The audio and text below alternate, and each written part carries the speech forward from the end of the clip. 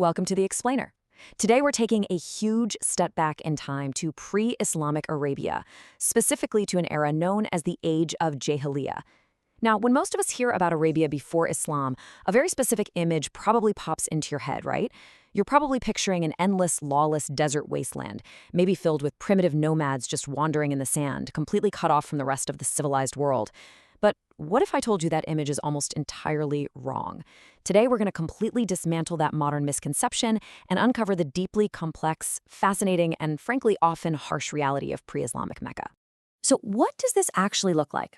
I want you to picture this era for a second, but totally wipe away that image of the primitive desert wanderer, because the reality of this society was far more sophisticated, vastly wealthier, and, to be honest, much more brutal than most people imagine. We're looking at a society that was highly organized, deeply plugged into global trade, and boasting a really rich, flourishing literary culture. But, as you'll see, right beneath that gleaming surface lay a foundation of deep systemic inequality. Honestly, the reality completely shatters the myth. Instead of simple nomads, Mecca was actually a highly organized, hyper-capitalist city-state. They had structured political and trade alliances with the major superpowers of their time, like the Byzantine and Sassanid empires. They held these massive seasonal trade expos and hosted fierce, highly prestigious poetry competitions. This wasn't some empty desert. This was a thriving, bustling metropolis sitting right at the crossroads of the ancient world. Now take a look at this huge number, 2,500. That represents the number of camels in just a single Meccan trade caravan. Can you even imagine the sheer scale of that kind of international commerce? Keep in mind, the total population of Mecca at the time was only around 10,000 people. So a caravan of this massive size meant there was an incredible amount of wealth flowing directly through the city's elites. To put that into perspective, it's reported that a single merchant might own 1,000 slaves just to manage the transportation of their goods up to Syria and down to Yemen. Now, you might be wondering, if they were so wealthy and advanced, why on earth do we call it the Age of Jahiliyya? Well, the word itself translates to the age of ignorance. But here is the absolutely crucial point.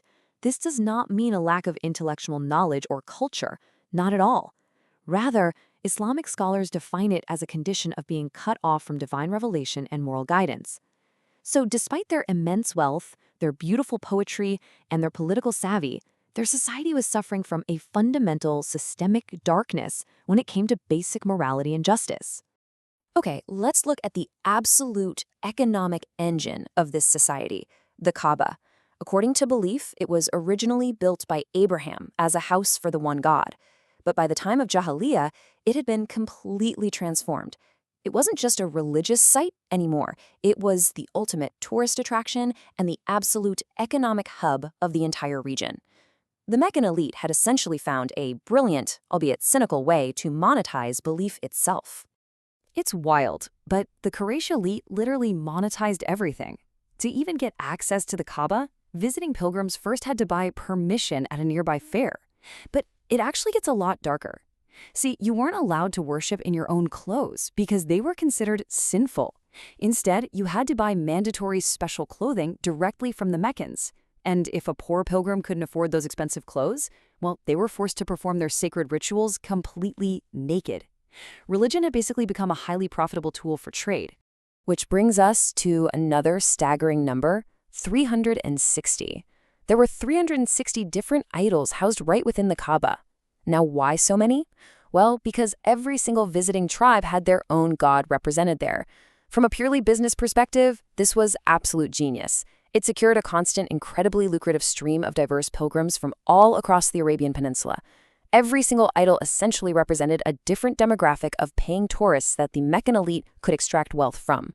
But there was this deeply unsettling hypocrisy in their belief system, and it's perfectly captured by this quote from the Quran. The Meccans worshipped incredibly powerful female deities, idols with names like Lat, Uzza, and Manat, who they literally called the daughters of Allah. Yet, at the exact same time, this society viewed their own human daughters with profound shame and disgust. The Quran basically calls out this glaring contradiction. How can you attribute daughters to the divine, while your own faces turn dark with shame when a baby girl is born to you? The extremes here are just staggering. On one hand, you have their celebrated cultural heights. The greatest poets would have their verses written in literal gold ink and hung proudly right on the walls of the Kaaba for everyone to admire. But then, on the other hand, you have the horrific, socially accepted, brutal reality.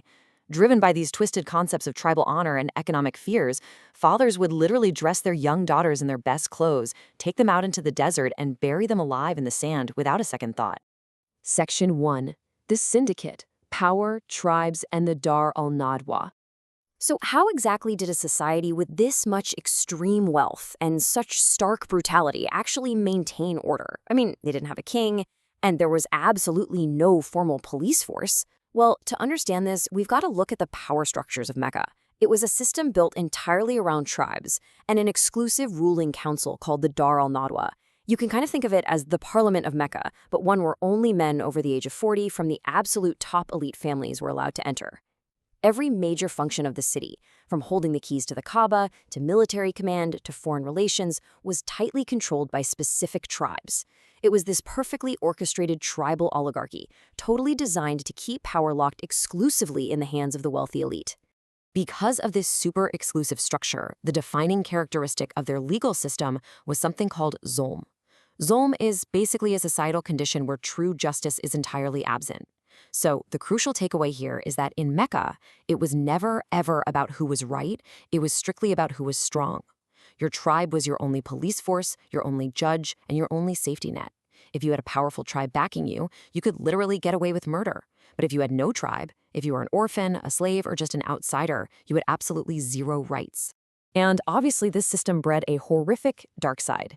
The powerful elites routinely engaged in predatory lending, with usury interest rates reaching an astronomical 100%, which just plunged the desperate into total economic disaster. Orphans were constantly exploited, with their wealth swallowed up by greedy guardians. Women were largely denied the right to own property or even choose their own husbands. And in warfare, the brutal mutilation of dead enemies wasn't just common, it was a celebrated practice. It was a society quite literally designed to crush the weak. Which brings us to these really powerful words from Umar ibn al-Khattab. Now, Umar was once a young, fierce member of that very ruling council we just talked about, the Dar al-Nadwa.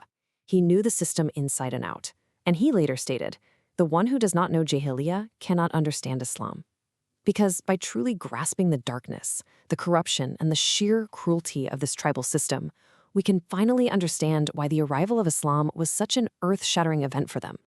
Section 2. The Paradigm Shift. Islam as a socio-economic revolution. Islam wasn't just some new set of theological beliefs, right? It arrived as a complete, systematic dismantling of the Meccan elite's power structures.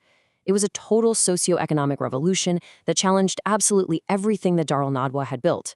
If we simply follow the money, we can clearly see exactly why the Quraysh elite fought early Muslims so fiercely. The Prophet Muhammad wasn't just telling them to stop worshipping stones. By rejecting the 360 idols, he was directly threatening the collapse of their incredibly lucrative pilgrimage economy. For them, destroying an idol wasn't just losing a god, it was losing a massive demographic of paying tourists. Accepting Islam meant the total loss of their elite tribal dominance and their hyper-capitalist monopoly. Let's look at maybe the most radical shift of the whole thing. Islam totally obliterated the old metric of human value. Back in Jahiliyya, your worth was determined entirely by your tribal identity, your bloodline, and your bank account. Islam introduced a completely new metric, taqwa, which means piety and individual accountability. Suddenly, overnight, society moved from a system of collective tribal arrogance to one where every single individual, whether you were a wealthy elite or an Abyssinian slave like Bilal, stood completely equal before God. Your bloodline meant nothing anymore. Your actions meant everything. The societal changes that followed this shift were sweeping, fundamental, and just entirely revolutionary. Women actually gained the divine right to own property, to choose their spouses, and to initiate divorce. That crushing, predatory system of 100% usury was strictly condemned. The deeply entrenched tribal warfare that had literally bled the peninsula dry for generations was ended in favor of a united community. And for the very first time, strict laws were put in place to ensure that orphans and slaves were granted undeniable protection and human dignity. It literally rewrote the laws of economics, human rights, and justice in Arabia. Which kind of leaves us with a final, really provocative thought. Islamic scholars note that Jahiliyya, this deep ignorance, isn't actually just a historical time period. It's a condition of the human heart and society. It's a condition where the strong exploit the weak, where wealth is relentlessly hoarded, and where your status matters way more than justice. So I want to challenge you to look at our own society today. If Jahiliyya is a condition, what are the idols of our modern world? What greed, tribalism, and ignorance are we maybe still reflecting today? Thank you so much for joining me on this explainer, and I really hope this completely changes how you view the incredible history of pre-Islamic Arabia.